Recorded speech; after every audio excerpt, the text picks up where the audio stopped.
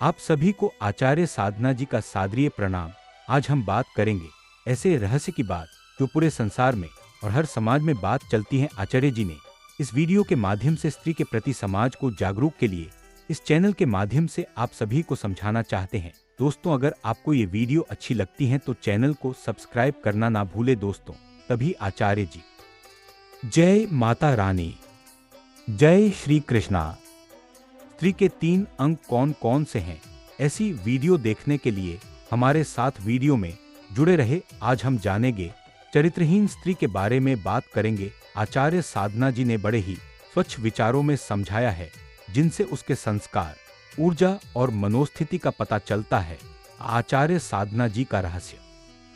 गंगाशिला आश्रम की सुबह हमेशा की तरह शांत थी, लेकिन उस दिन आश्रम के द्वार पर एक युवा शिष्य आरव असामान्य बेचैनी के साथ आचार्य साधना जी के पास आया। आरव के चेहरे पर कई प्रश्न थे, इनके उत्तर उसे दुनिया के किसी ग्रंथ में साफ साफ नहीं मिले थे। लोग स्त्रियों के बारे में टूटे फूटे विचार फैलाते फिरते थे।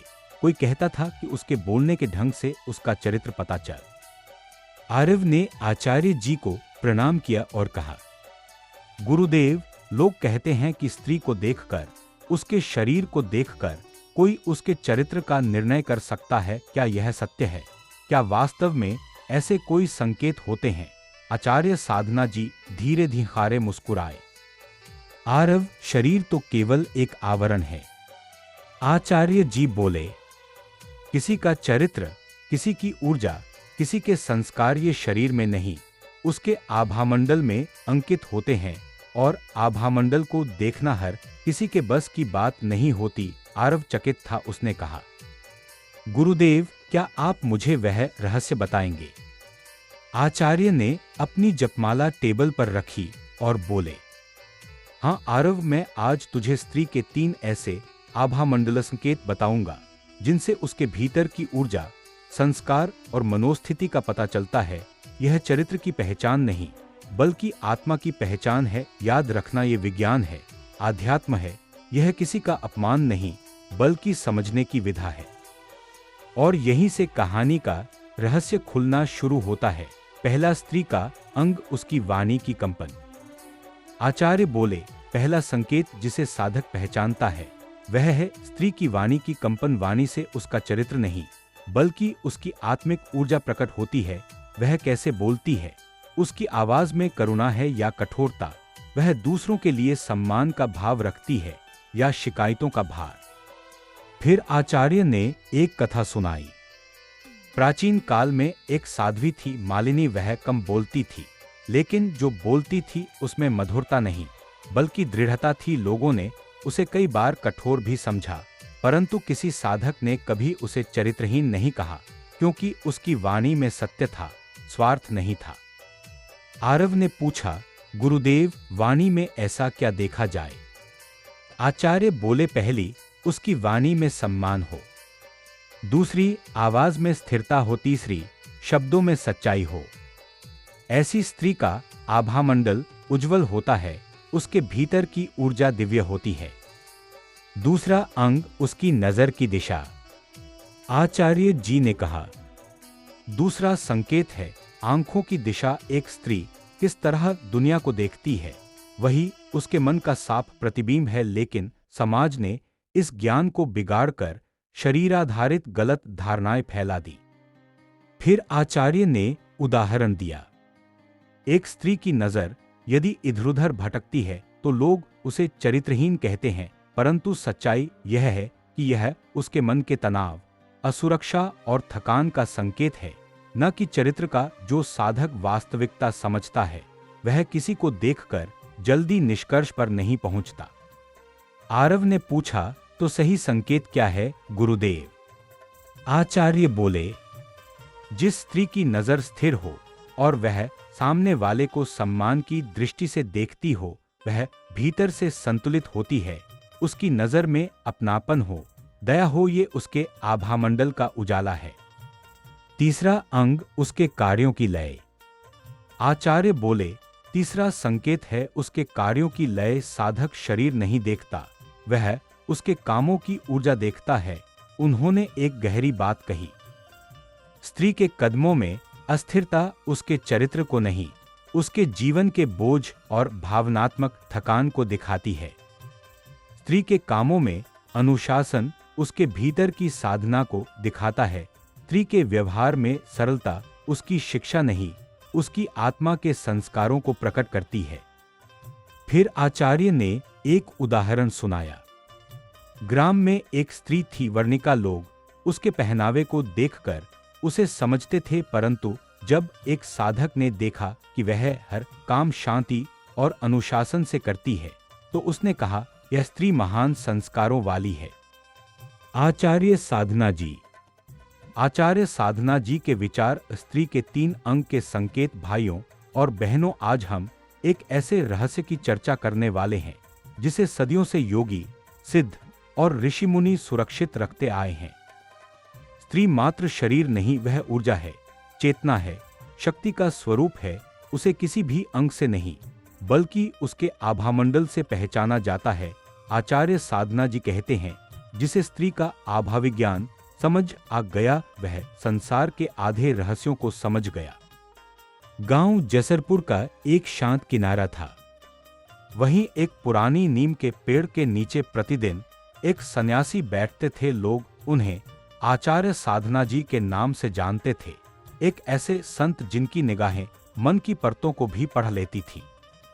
उसी गांव में रहता था अर्जुन, एक साधारण किसान, लेकिन मन में एक सवाल लेकर वह कई दिनों से बेचैन था। एक शाम वह घबराया हुआ आचार्य जी के पास पहुंचा। अर्जुन ने हाथ जोड़कर कहा, गुरुदेव, इस दुनिया को समझना तो दूर, अब तो मैं लोगों को भी नहीं समझ पाता। कहाँ सच, कहाँ झूठ, कौन कूठा से भरा, कौन पवित्र, कुछ समझ नहीं आता।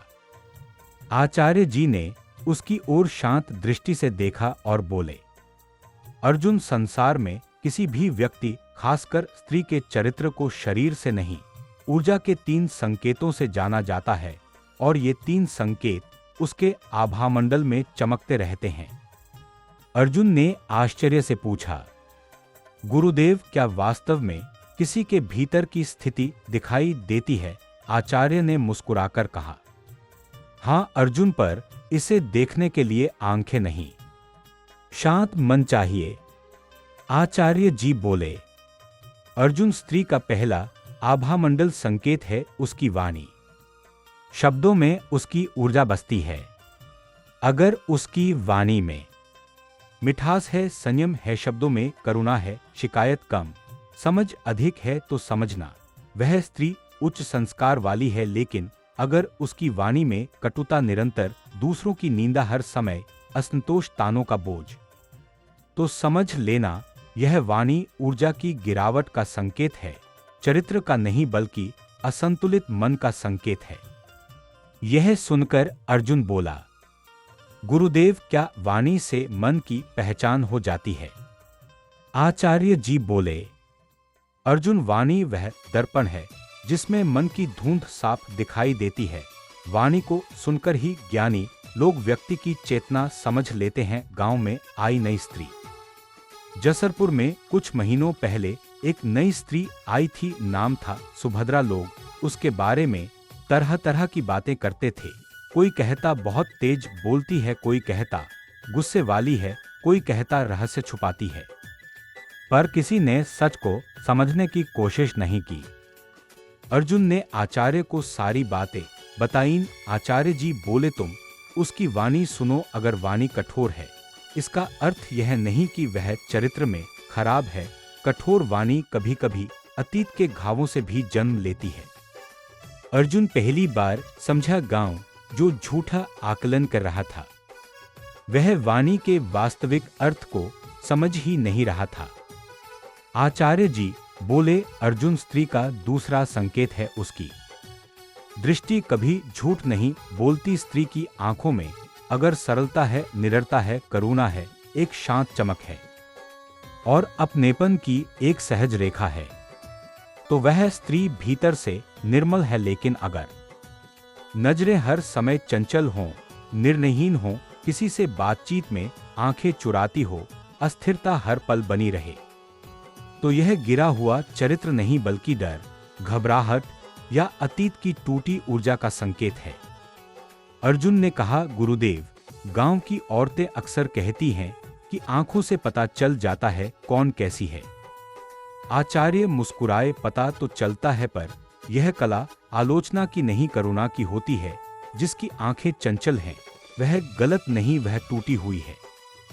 अर्जुन की पहली परीक्षा। आचार्य जी ने अर्जुन को गांव के कुएं पर भेजा। वहां सुभद्रा पानी भर रही थी। अर्जुन ने पहली बार उस स्त्री की आंखों को ध्यान से देखा। वे आंखें तेजस्वी थीं, पर भीतर कहीं गहरी चोट छिपी थी, एक ऐसी चोट जो किसी ने देखी ही नहीं थी। अर्जुन ने महसूस किया, लोग तो इसे चंचल कहते हैं, पर इसकी आंखों में तो बुझी हुई पीड़ा है। यह चरित्र नहीं, यह अतीत का घाव है। वह पहली बार आचार्य साधना जी की सीख को समझने लगा। आचार्य बोले, अर्जुन, तीसरा और सबसे गंभीर संकेत है।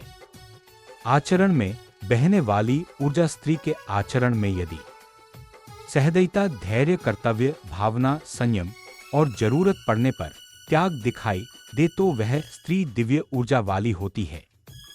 लेकिन अगर आचरण में क्रोध, नकारात्मकता, दूसरों को गिराने की प्रवृत्ति, झूठ, छल दिखाई दे तो यह चरित्र का पतन नहीं, यह ऊर्जा का पतन है, जिसका उपचार समझ से होता है, न कि आरोपों से। सुभद्रा का सच खुलता है।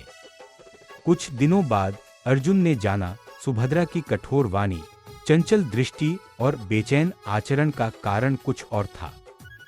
उसका पति युद्ध में मारा गया था। ससुराल ने उसे छोड़ दिया था। गांव आते ही लोगों ने उसे संदेह से देखना शुरू कर दिया।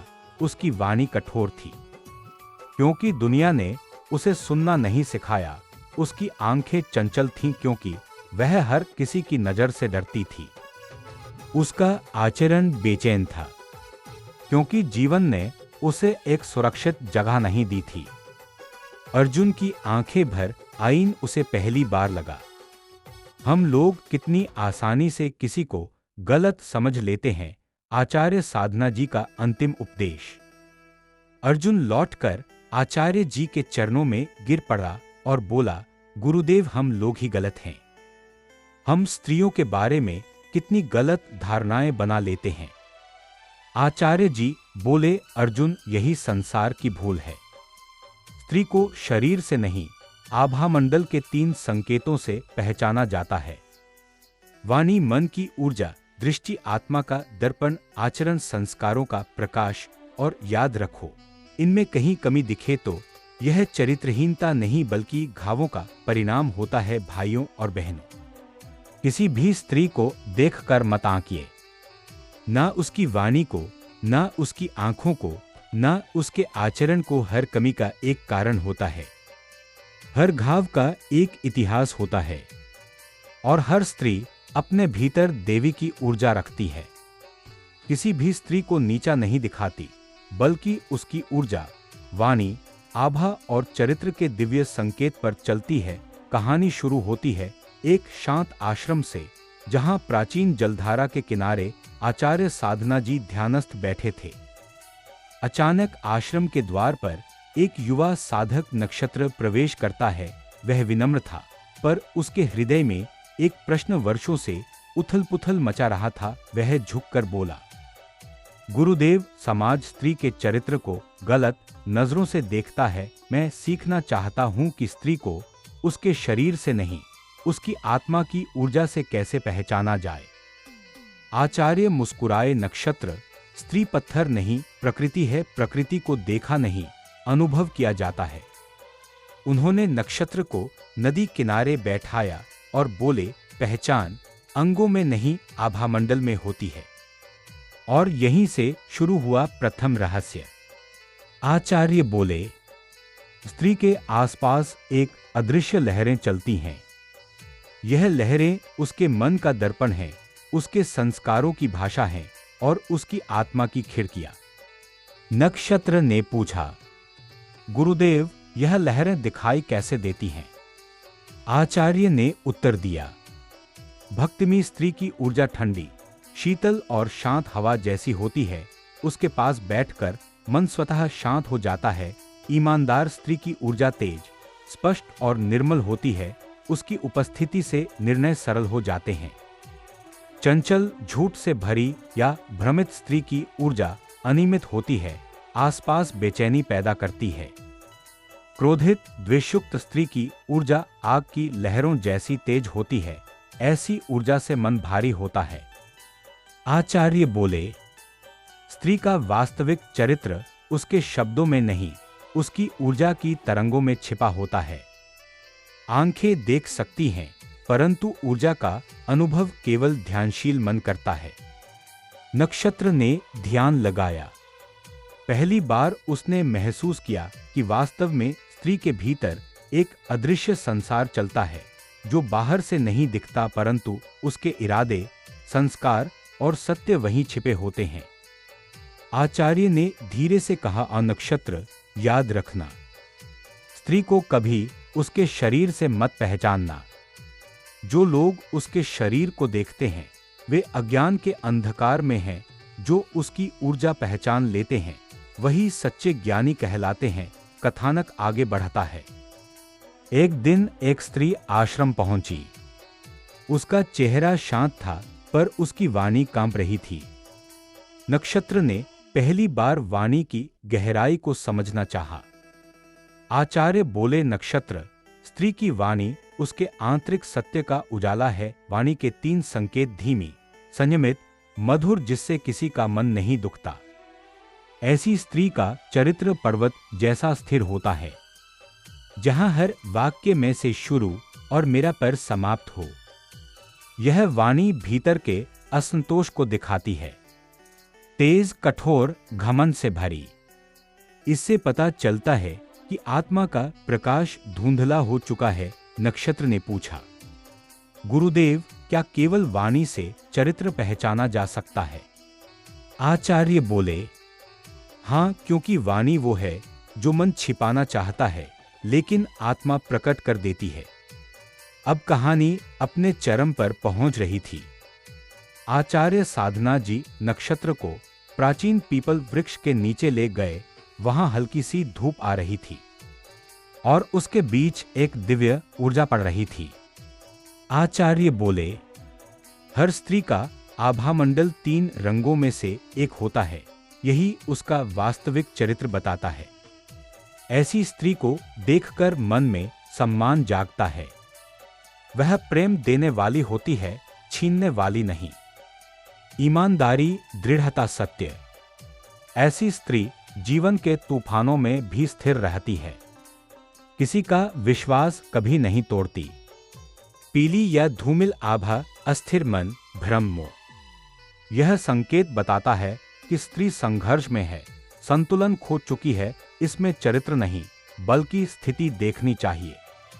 आचार्य बोले, नक्षत्र, चरित्रहीन जैसी कोई स्त्री नहीं होती। कुछ स्त्रियां बस आंतरिक संघर्ष में होती हैं। नक्षत्र की आंखें नम हो गईं। अब उसे स्त्री नहीं, एक जीवंत ऊर्जा दिखाई देने लगी। आचार्य ने आखिरी उपदेश दिया, स्त्री को उसके शरीर से मत पहचानो। उसकी ऊर्जा, उसकी वाणी और उसकी आभा से पहचानो। यही चरित्र का सच्चा विज्ञान है। और कहानी समाप्त होती है आचार्य के इन शब्दों पर, जहां स्त्री का सम्मान है वहां देवत्व निवास करता है।